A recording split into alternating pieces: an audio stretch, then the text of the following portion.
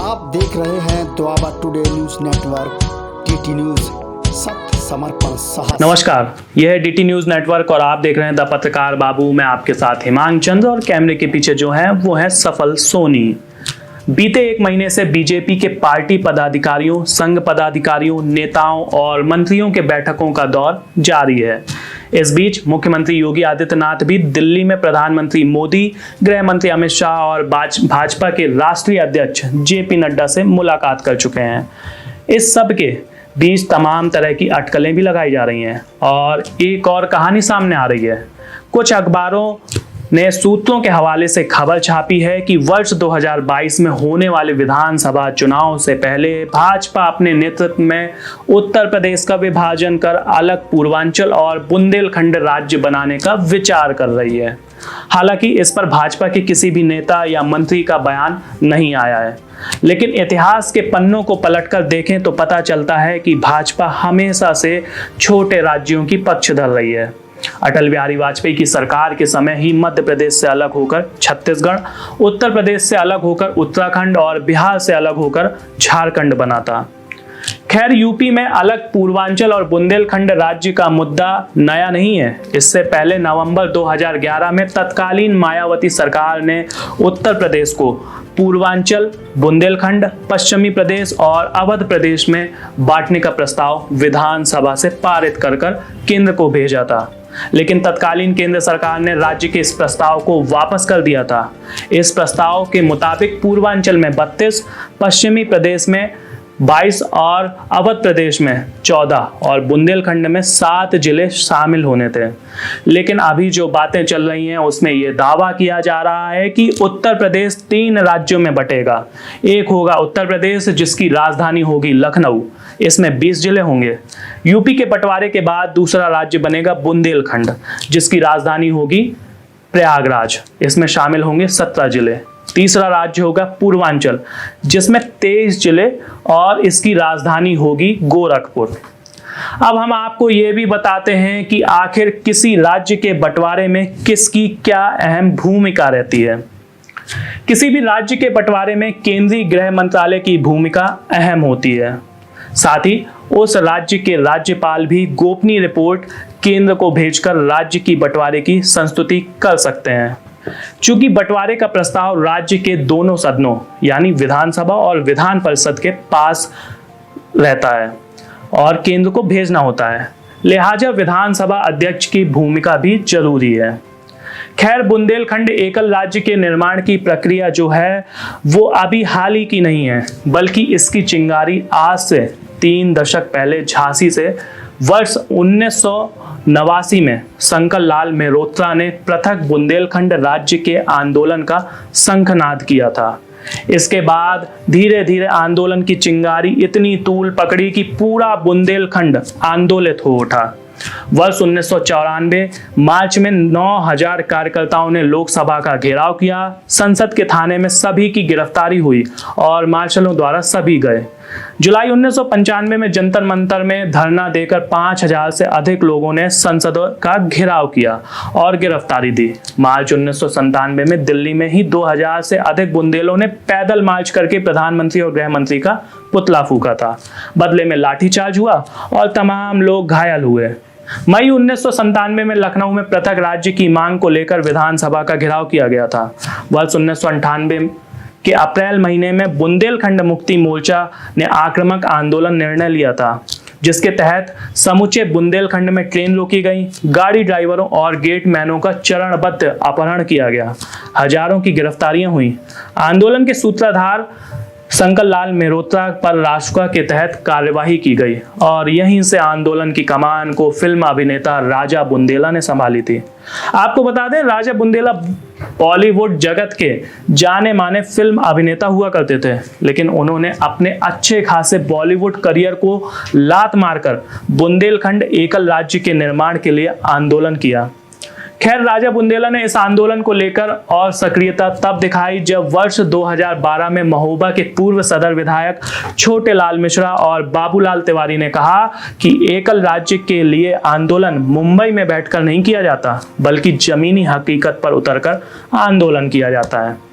जिसके बाद राजा बुंदेला ने बुंदेलखंड पृथक राज्य को लेकर काफी आंदोलन किए और हाल ही में उन्होंने बुंदेलखंड के गांव-गांव में जाकर पानी जवानी किसानी यात्रा के तहत गांव वासियों से उनकी दिक्कतों को जाना और उन दिक्कतों को निस्तारण करने हेतु प्रदेश के मुखिया योगी आदित्यनाथ के सामने भी रखा।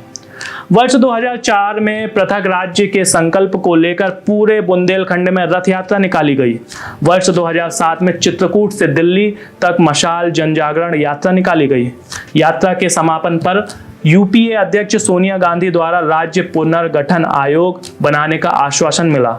साथ ही कहा गया कि केंद्र सरकार पृथक बुंदेलखंड राज्य की पक्षधर है, लेकिन ऐसा कुछ भी नहीं हुआ।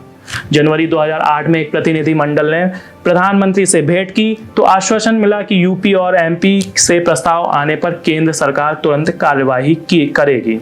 लेकिन उत्तर प्रदेश की मायावती सरकार ने प्रस्ताव भेजा, लेकिन केंद्र ने उस प्रस्ताव को वापस कर दिया था। अब हम आपको बताते हैं कि आखिर बुंदेलखंड राज्य का एकल निर्माण क्यों होना चाहिए, साथ ही उसके निर्माण होने से क्या-क्या लाभ हैं।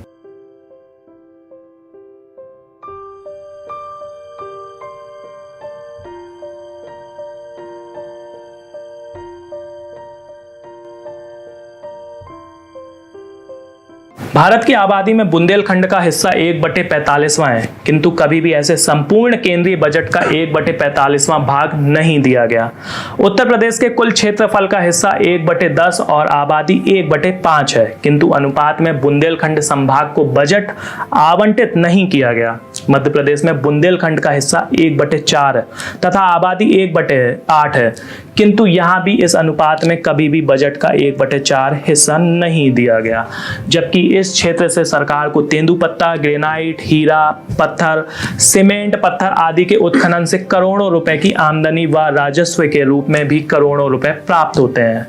उत्तर प्रदेश स्थित बुंदेलखंड से शासन को 375 करोड़ की आय तथा विकास पर केवल 12 करोड़ खर्च होता है।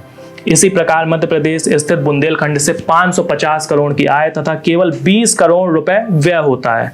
उदाहरण के तौर में केवल झांसी मंडल से बिक्री कर की मद में प्रदेश को सन 1994-95 में 50 करोड़ का राजस्व प्राप्त हुआ, जबकि इसी वर्ष झांसी मंडल के विकास हेतु 72 करोड़ की योजना भेजी गई थी, जबकि स्वीकृति केवल 12 करोड़ की कुल मिली थी। इसके अतिरिक्त गिट्टी, आयकर, एक्साइज, मनोरंजन कर आदि से करोड़ों रुपए प्राप्त होता है। लेकिन अब सवाल यह है कि आखिर कहां जाता है बुंदेलखंड क्षेत्र से उगाहा गया इतना धन। बुंदेलखंड को सरकारों द्वारा दुधारू गाय समझने की प्रवृत्ति का अंत करने का एक ही उपाय शेष है कि जल्द से जल्द बुंदेलखंड राज्य का निर्माण होना चाहिए।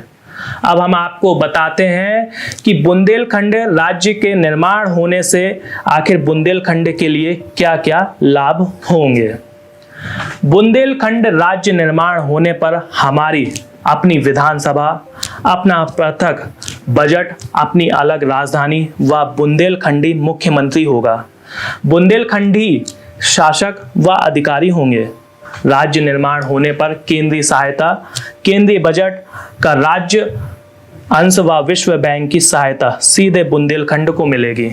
बुंदेलखंड में सचिवालय, निदेशालय, बोर्ड, आयोग, रोजगार भर्ती केंद्र, उच्च न्यायालय, राज्य स्तरीय तमाम मुख्यालयों की स्थापना होगी, जिसमें बुंदेलखंड क्षेत्र के लोगों को रोजगार मिलेगा। बुंदेलखंड राज्य बनने पर राज्य की नौकरियों में बुंदेलखंड क्षेत्र के लोगों को आरक्षण मिलेगा। चपरासी से लेकर डिप्टी कलेक्टर तक की नौकरियों में बुंदेलखंडियों की भर्ती होगी। गैर बुंदेलखंडी क्षेत्रों के अभ्यर्थियों से कंपटीशन नहीं रहेगा। पढ़े लिखे नौजवानों को बेकार और बेरोजगारी नहीं सहनी पड़ेगी। बुंदेलखंड में उच्च न्यायालय, राजस्व परिषद, एडवोकेट जनरल, प्रदेश बार काउंसिल, अन्य न्यायालय एवं स्टैंडिंग काउंसिल CSC की स्थापना से वकीलों तथा जनता को लाभ मिलेगा। बुंदेलखंड की बिजली एवं पानी का दोहन बंद हो जाएगा। बुंदेलखंड क्षेत्र को 24 घंटे बिजली की आपूर्ति रहेगी, जिससे उद्योग धंधा का विकास हो सकेगा। बुंदेलखंड में पानी की समस्या का समाधान हो जाएगा। सिंचाई को महत्ता मिलेगी। बुंदेलखंड क्षेत्र के किसानों व मजदूरों का कर्ज माफ कर दिया जाएगा। खेत खलियान उद्यान का रूप ले लेंगे। किसान व मजदूर खुशहाल हो जाएंगे। संपूर्ण बुंदेलखंड क्षेत्र पर्यटन राज्य के रूप में विकसित होकर देशी व विदेशी मुद्रा प्राप्त करेगा। बुंदेलखंड में नई रेल लाइनों का जाल फैलेगा व अच्छी सड़कों का निर्माण होगा। कई छोटे शहरों को मेट्रो सिटीज जैसा स्वरूप मिलेगा। बुंदेलखंड के नौजवानों को रोजी रोटी कमाने के लिए पलायन नहीं करना पड़ेगा। उन्हें बुंदेलखंड में ही रोजगार मुहैया होगा। बुंदेलखंड का सर्वांगीण विकास हो जाएगा तो पिछड़ापन, गरीबी, अशिक्षा व अपराध खत्म हो जाएगा। विकास की गंगा बहेगी, हर तरफ खुशहाली होगी, तभी भारत विकसित राष्ट्र बनेगा। बिछड़े बुंदेलखंडियों के संबंध अच्छे हो जाएंगे। दो खंडों में बटे क्षेत्र में से विकास में रुकावटें खत्म हो जाएंगी। बुंदेलखंड में औद्योगिक विकास हो जाएगा। बंद पड़े उपक्रम पुनः चालू हो जाएंगे। बुंदेलखंड राज्य बनने पर शिक्षा, स्वास्थ्य, उद्योग, तकनीक, कृषि का विकास किया जाएगा।